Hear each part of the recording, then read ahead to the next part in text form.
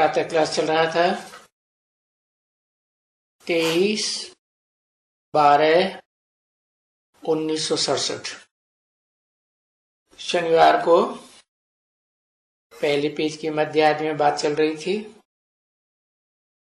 जो भी यहाँ आते हैं बाबा के पास और ये नॉलेज प्राप्त नहीं करते हैं क्योंकि वो आसुरी नॉलेज पढ़ रहे हैं, तो उनको समझाना पड़ता है कि तुम रावण राज्य में हो। खुद तो नहीं समझेंगे, तो बाप बैठ करके समझाते हैं उनको कि अगर मित्र संबंधी भी समझाते हैं कि देखो हम राम राज्य के लिए वेद के बाप से पढ़ते हैं,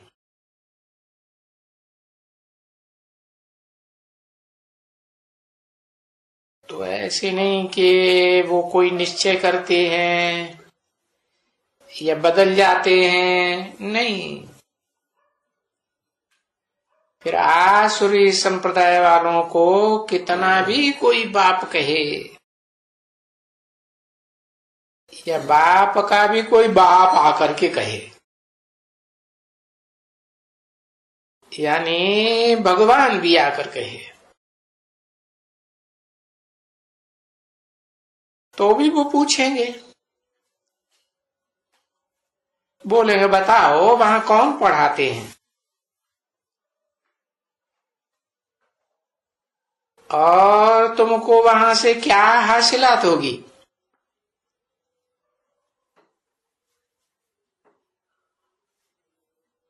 और यहाँ क्या हासिल है?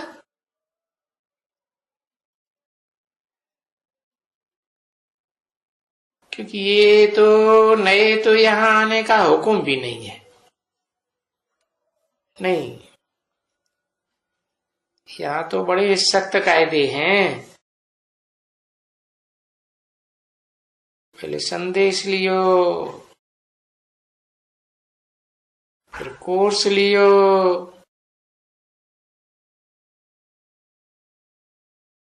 फिर क्लास करो, फिर बाबा के सामने आओ। तो नए नहीं आ सकते, बिगर पूछे बिगर चिट्ठी कोई भी आई नहीं है, आ नहीं सकते। परंतु कहां कहां तो आ भी जाते हैं ना।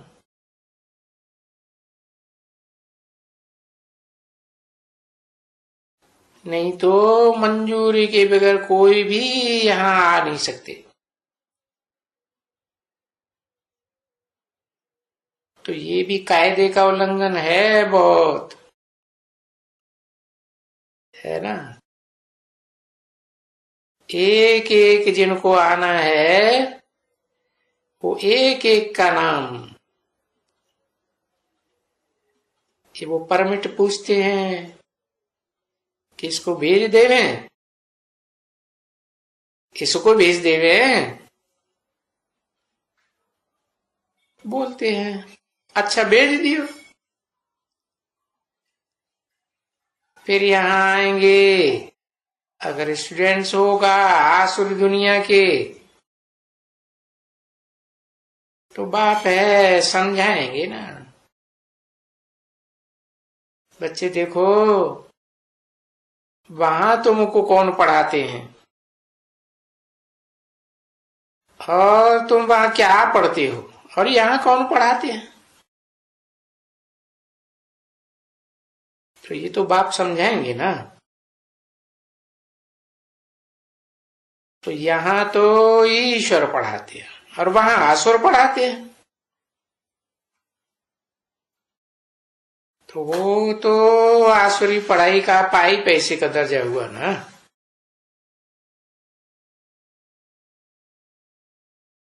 आसुरी पढ़ाई पढ़ के नौकर चाकर बनते हैं, पाई पैसे मिल जाते हैं।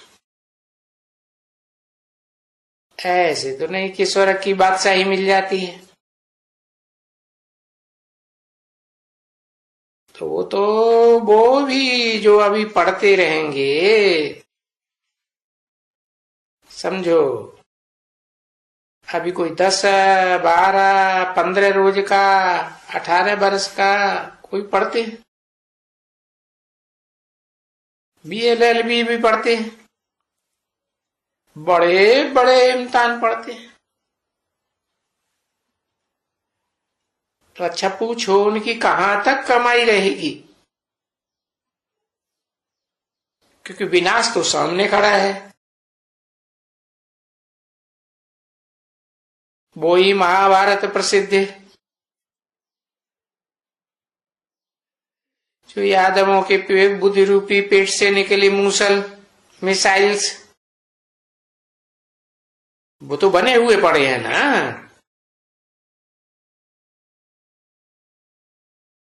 तो वो सभी बेचारे विनाश हो जाएंगे। ये तो समझते हो ना बच्चे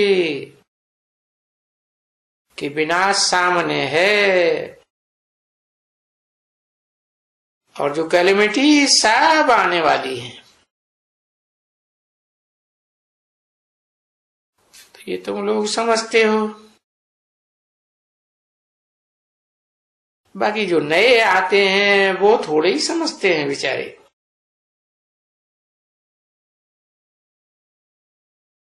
तो वो न तो समझते हैं न उनको समझाना होता है।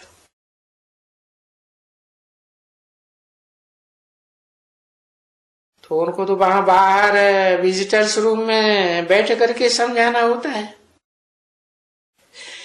कि भाई ये तो ईश्वरीय पढ़ाई है। तो ईश्वरीय पढ़ाई में निश्चय भी तो चाहिए ना बच्चे।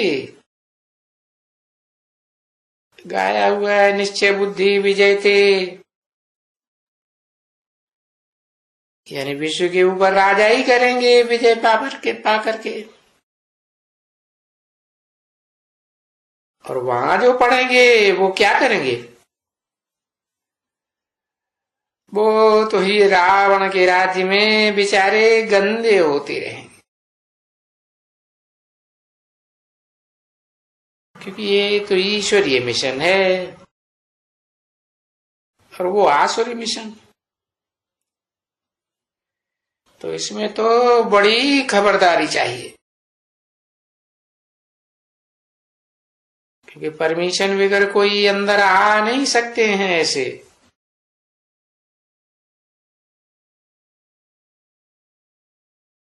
बेकायदे होते हैं बहुत।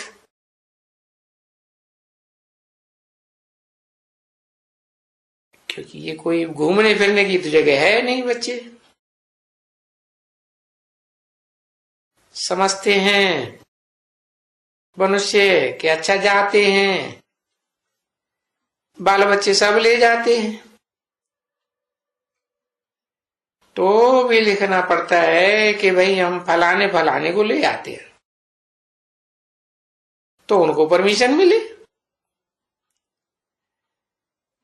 नहीं तो बाबा कहते हैं ना कि अभी थोड़े समय में ये कायदे यहाँ के बड़े बड़े कड़े हो जाएंगे,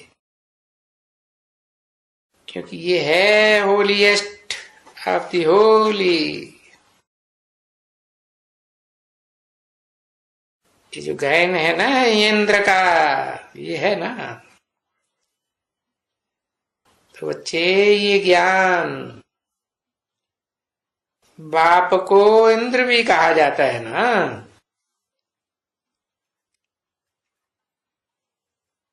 शिव बाबा को इंद्र कहा जाता है, इंद्र सभा।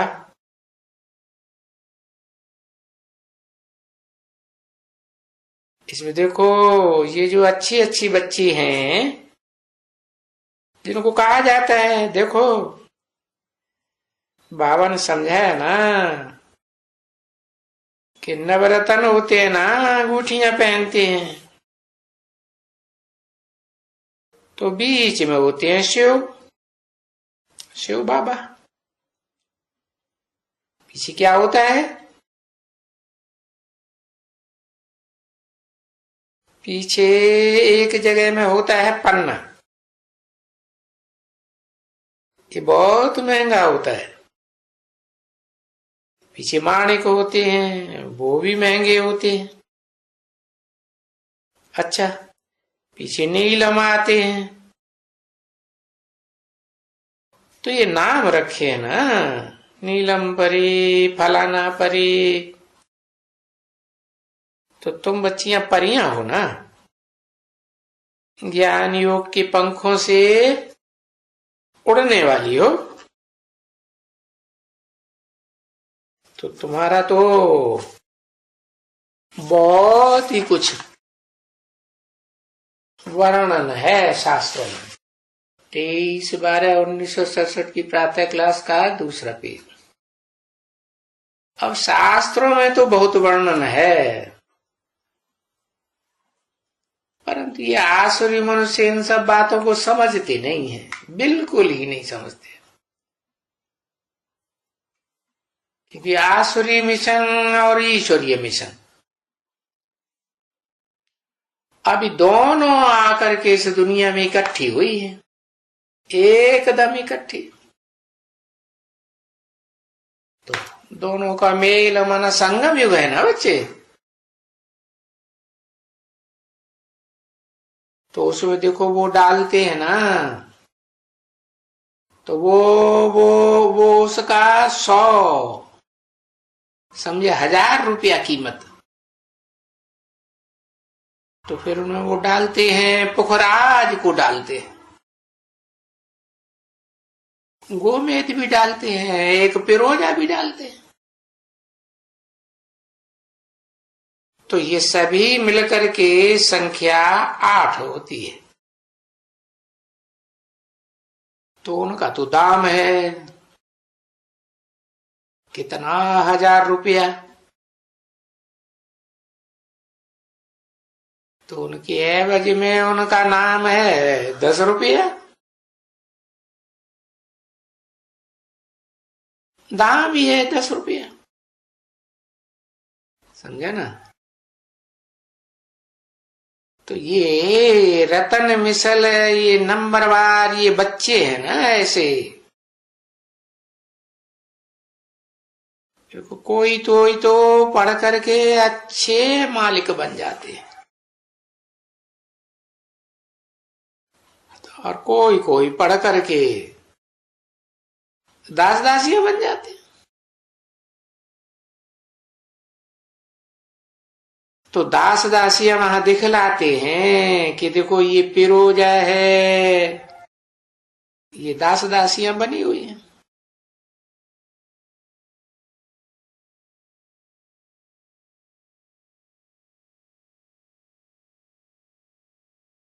इसलिए ये पत्थर भी इसमें लगाते हैं, कम कीमत वाले, समझाने के लिए कि भाई ये तो बादशाही स्थापन होती है ना। तो यहां तो बाप बैठ करके पढ़ाते हैं, लिखा हुआ है भगवान वाच। फिर उनको ये इंद्र भी कहा जाता है।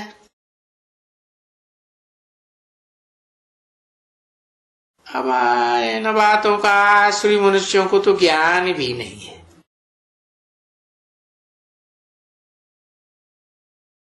तो ये ज्ञान को लोग तो ये ज्ञान वर्षा समझ लेते हैं, पानी की बरसात। क्योंकि आसुरी मनुष्य हैं, ज्ञान तो कोई में है नहीं ना।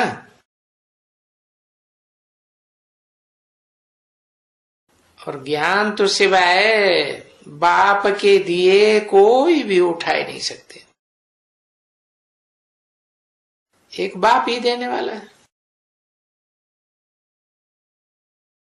तो यहां एम ऑब्जेक्ट ये है राजाई की, मनुष्य से देवता बनने की। और फिर वहां उस पुरानी दुनिया में बाकी एम ऑब्जेक्ट है, फिर भी वो बैरिस्टर बनो, फलाना बनो, दूर छाई बनो, सब बनो। तो बाबा पूछते हैं बच्चों से, क्या बनना चाहती हो? यहाँ ईश्वर क्या पढ़ाते हैं? तो क्या फैसला किया है अभी? क्या वो आसुरी पढ़ाई छोड़ेंगी पढ़ना? तो जिसकी तकदीर में है उनको अंदर से दिल में लगता है, तीर लग जाता है। बाकी जो बिल्कुल ही पत्थर बुद्धि है ना, उनको तो कभी भी तीर नहीं लगेगा। फिर देखो, यहाँ आए करके फिर भी थोड़ा बहुत चल चल के, क्योंकि पीछे देखो ये 5 विकार पीछे पड़ते हैं, बड़े शत्रु हैं, आधा कल्प के शत्रु। तो ये रावण के ये 5, वो कोई न कोई क्रोध काम देह अभिमान में ला करके ऐसे थप्पड़ मार देते हैं, अच्छी तरह से गिर पड़ते हैं। तो बाप समझाते हैं ना, देखो आश्चर्यवत सुनंती समझंती, औरों को भी समझावंती, और फिर भी यहो माया, तुम बड़ी दुस्तर हो। तुम एक ही थप्पड़ से उनको गिराए देती हो, एकदम। तो बच्ची कहेंगे कि माया बड़ी समर्थ है ना। देखो बाबा के बच्चों को भी थप्पड़ मार करके गिराए देती है। तो ये तो बाप समझाते हैं ना अच्छी तरह से, और ये ऐसे तो है ना, समझते हैं। फिर भी समझते हैं कि हम कभी नहीं गिरेंगे, पक्का करते हैं। फिर भी देखो माया थप्पड़ लगाई देती है, क्योंकि ये स्त्री और पुरुष और उनको जो पवित्र बनाया जाता है ना यहाँ, तो ये तो दुनिया में तो कभी होता ही नहीं है।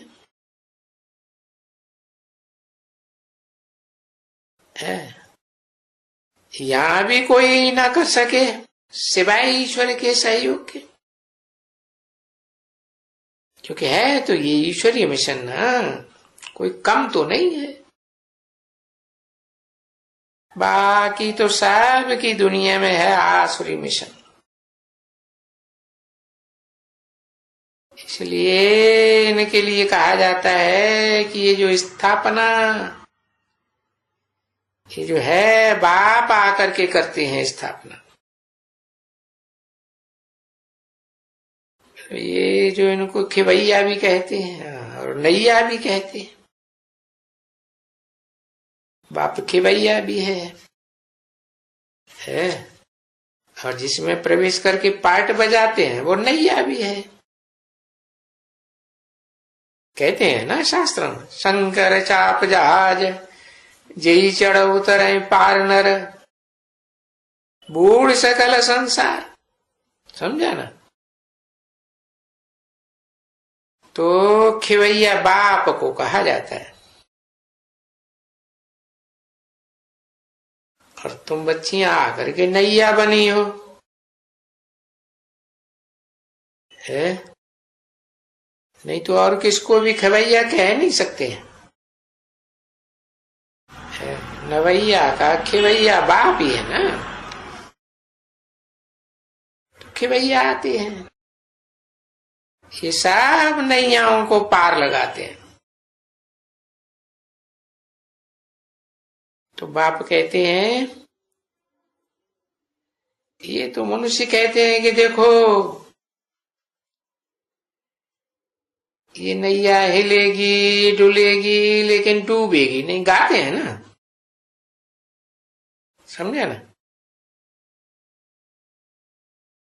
तो इनको ये बहुत धर्म है ना, बहुत अनेक मठ पंथ हैं। तो देखो ये भक्ति मार्ग के हैं कितने, बहुत है तो सारा ही भक्ति मार्ग। तो ये भक्ति और ये ज्ञान, भक्ति अनेकों से आती है, ज्ञान एक से आता है। इनकी जैसे लड़ाई हो गई है ना, तो फिर जरूर भक्ति की भी तो कुछ विजय होगी ना, कुछ न कुछ तो होगी। और फिर ज्ञान की भी विजय होगी। तो ये लड़ाई है, समझे, कहे कि ज्ञान और भक्ति की। तो भक्ति में देखो कितने कितने योद्धे हैं, ये दिखलाते हैं ना, है सेना दिखलाते हैं, बताते हैं इस तरह में देखो कितने कितने योद्धे हैं। वो शास्त्र में गाए जाते हैं ना, भाई भीष्म पितामह है, द्रोण है, फलाना है, टीरा है। तो ये है ना भक्ति मार्ग के सभी। तो ये शास्त्र में कंट्रास्ट दिखलाते हैं। तो देखो अब यहां भी कंट्रास्ट कि भक्ति मार्ग में कितने योद्धे हैं, ज्ञान मार्ग में बरी देखो कैसे वो लिखता है ना, अर्जुन है, भीम है, फलाना है, टीरा है। वो तो उन्होंने बनाया है ना, एक बैठ करके आखानी बनाई है, बैठ करके पिछाड़ी में ये आखानी बनाई। क्योंकि जो असली ज्ञान है वो तो प्राय लोप हो जाता है ना बच्ची। स्वर्ग में भी तो ज्ञान का सार रहता है ना बुद्धि में कि हम ज्योति बिंदु आत्मा है। फिर बाद में पिछाड़ी में सब लोग तो तुम न तुम होंगे देवता, न ज्ञान होगा, न बाप होगे। तो ये सब होते होंगे थोड़े ही। तो पीछे है भगवान का स्थापन किया हुआ स्वर्ग खलास होगा, तो ये ज्ञानवरी कैसे सुनाए, सुनाएंगे और किसको आकर के सुनाएंगे। क्योंकि वो आखिरी लड़ाई तो एक ही दफा होती है ना, ये भारी महाभारत लड़ाई। और उस लड़ाई में तुम बच्चे ही तो गाए जाते हो ना।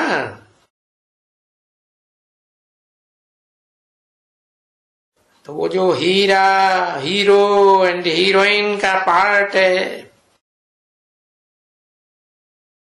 और ये हीरो हीरोइन का पार्ट तो अभी बज रहा है ना।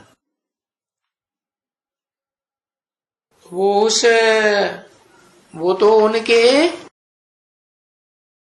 कलह युग में तो नहीं हीरो हीरोइन के पार्ट चलते हैं, है? और सतयुग में भी नहीं चलता है। तो पता कहां लगता है कि ये हीरो हीरोइन है जिनका पार्ट चलता है। इसे पुरुषोत्तम संगम युग में इस समय ये लड़ाई है, और सतयुग में तो ये लड़ाई होगी ही नहीं। उन्होंने द्वापर में दिखाई दिया है। अरे न सतयुग में, न द्वापर में, न त्रेता में, न कलयुग में। शास्त्रों में दिखाई दिया है असुरों और देवताओं की लड़ाई हुई। अरे कहाँ देवताएं स्वर्ग में और कहाँ असुर नरक में, कैसे मिलेंगे? तो यहाँ तो बरोबर तुम पार्ट बजा रही हो ना। और यहाँ तो देखो माया और ईश्वर की ये एकदम लड़ाई है? हाँ, रावण और राम की भी लड़ाई कह देते हैं, परंतु इन बातों को दुनिया तो नहीं जानती है ना। ये तो तुम्हारे में भी कोई यहाँ बहुत बैठी है जो कुछ नहीं समझती है।